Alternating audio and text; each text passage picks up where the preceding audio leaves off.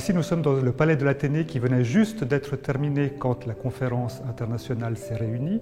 C'est un palais du début du XIXe siècle avec quelques tentatives de rappeler l'art antique. C'est un palais aussi qui a meublé dans le style tout à fait de la Genève bourgeoise du XIXe siècle. Donc c'est vraiment l'intérieur bourgeois, un petit peu à l'image même des membres du comité qui, eux, appartenaient à la bonne bourgeoisie de Genève. Alors, bien évidemment, les membres du comité international qui avaient convoqué et organisé la conférence internationale étaient présents durant les 4 jours de débat. Et vous aviez donc les 5 membres, ce qu'on appelait à l'époque le comité des 5.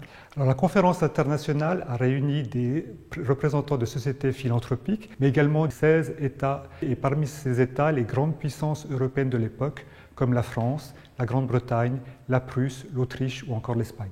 Alors, la conférence a abordé les 2 points du souvenir de Solferino, à savoir la question de la création dans chaque pays de sociétés de secours. En effet, les résolutions jettent les bases des futurs statuts de sociétés de secours qui vont devenir les sociétés de la Croix-Rouge et du Croissant-Rouge.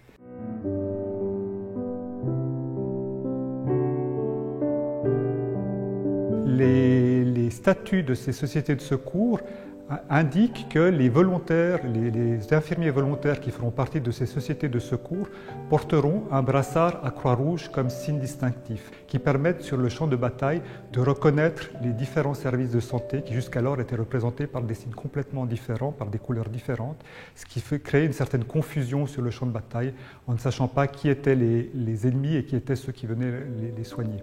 Et un 3e point s'est rajouté à l'ordre du jour, un point que Dunant lui-même avait souhaité voir discuté, qui est celui de la neutralisation des blessés, mais également du personnel qui venait les soigner, ainsi que des hôpitaux et des ambulances.